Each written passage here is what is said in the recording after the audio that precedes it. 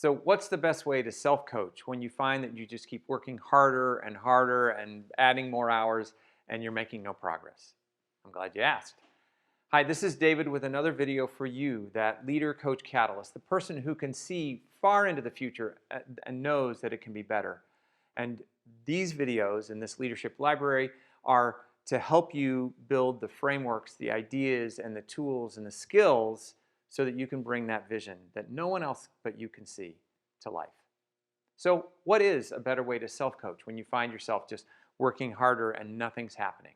Well, the chances are, first of all, by the way, this also works for helping someone else who's having that same experience. But the chances are that you're breaking through into a new reality. Now, if that statement doesn't make sense, please watch the video that's already living here in the library on creating transformational change. The link to it is up here in the upper right-hand corner, and so please go there now or soon to get the foundation behind this, because I go much more deeply into it. But this builds on that lesson. Essentially, we're all wanting to get better results in our lives. And the way we do that is we make moves, we choose success, we develop success strategies, we make decisions. But all of those decisions and moves are based on the reality that we have. And every single one of us has a unique view of reality. If there were 500 people, they all looked at the same thing, there would be 500 different experiences of that thing, because it's all based on our own individual reality. But we forget that. We tell ourselves, my reality is the reality. However, at times like this, when you find yourself working harder and harder and working longer hours and it's not working, that's you being Einstein, living Einstein's definition of insanity, expecting or doing the same thing over and over and expecting a different result. So let's give you some ideas of how to self-coach yourself out of it. And first, you need to understand that what needs to happen is you're going to need to shift at the level of reality. Because if you've exhausted all the moves you have and nothing's working for you, well, something else has to give. This move to come back and try another move and another success strategy and make a decision a different way within what already exists for you within your reality is what you can be successful with 99% of your life. In fact, there's an article in the Harvard Business Review written by Chris Argyris many years ago called Teaching Smart People to Learn. The smarter you are, the more likely you have such a long list of moves that you may never have to do anything else. Changing your reality isn't even that necessary. But now you're that person who sees a very different future. And that's one of the reasons why it's time to change your reality. Because you're asking for very, very radically different results. And doing it from the same list of moves that you've always had probably isn't going to get you there. That's when you're in the realm of changing your reality. And that's the work that I do with clients. When they're here, I'm usually not the person that they want to help them, or that I'm not as interested in helping them. It's when you really want to shift your reality, that's when the transformation is possible. And that's when this work is most valuable to you. So when you're reshaping your reality, just remember, you're going to feel agitated. You're going to feel frustrated. You're going to probably even be confused because nothing's working and you're not used to that because you're smart and successful already. So just remember the adage that you've probably heard me say before. It's my own way of self-coaching. When I'm in that place and my reality is shifting and I feel that frustration, rather than try and defend it or push back or be mad at myself, I just say, oh, that's right. I'm on the verge of a breakthrough. And that allows me or you to lean in and not fight it, and you can get to the outcome. You can develop the new reality, which then leads to different moves, different success strategies, and much different outcomes. You'll get there more quickly. So how do you self-coach? What's the best way to self-coach or to coach someone else who's needing a reality shift? Well, first thing is to remember that the answer is not to just keep trying harder, to keep working longer hours, to put in more time. It's not going to get you there, no matter how much. You can be the most determined person in the world, but the solution is not there. It doesn't exist within your reality at the moment. You need to develop a new reality that will give you new moves.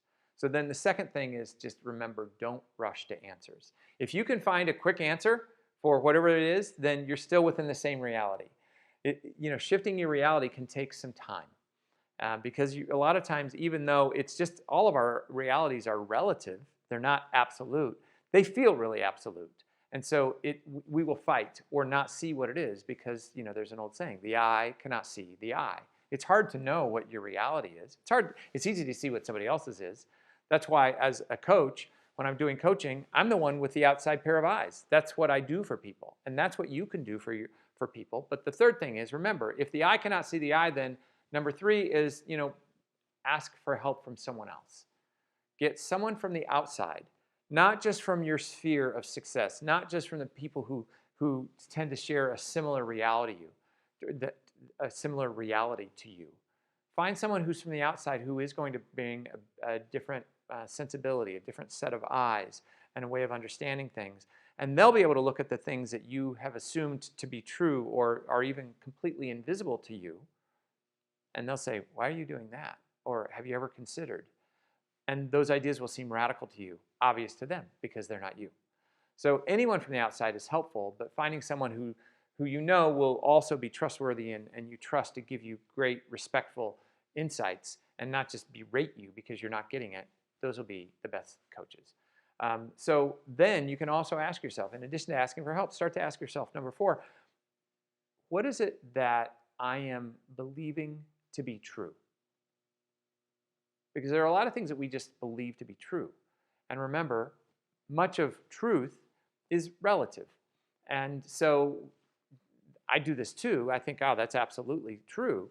So what are some of the things that you're believing to be true that maybe that's not so true?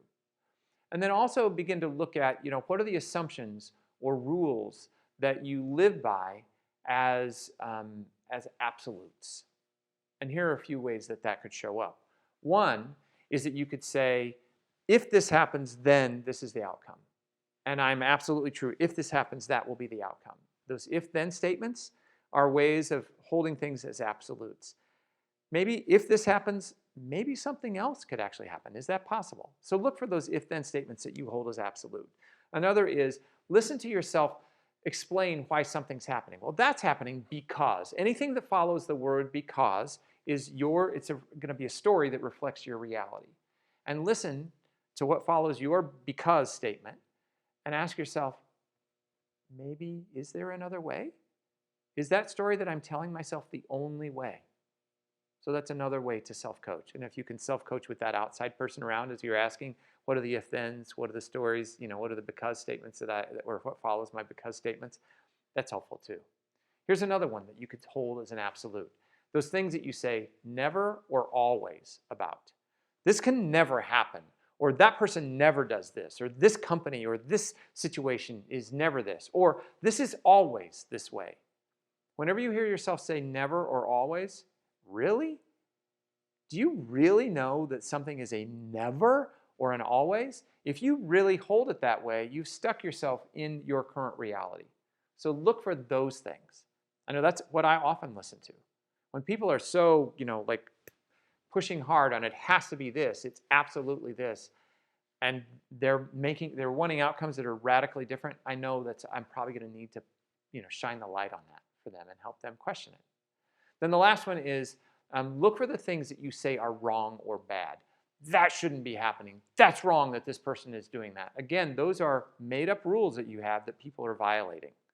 And when you see yourself getting angry because somebody's doing it the wrong way, or they shouldn't be doing that, or that's bad, okay, you just found another absolute that's built on your current reality.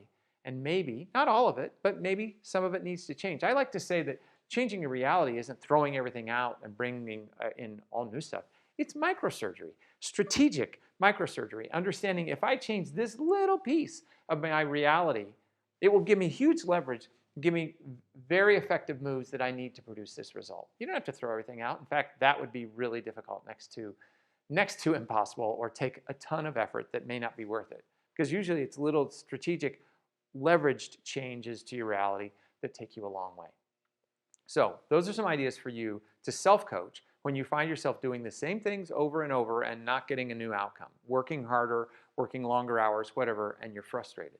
So consider those moves when you self-coach or when you coach someone else who's beating their head against the wall also, trying to just put in more effort but not getting anything new from it. All right, I can't wait to hear how you apply this, and I'll see you in the next video. Thanks.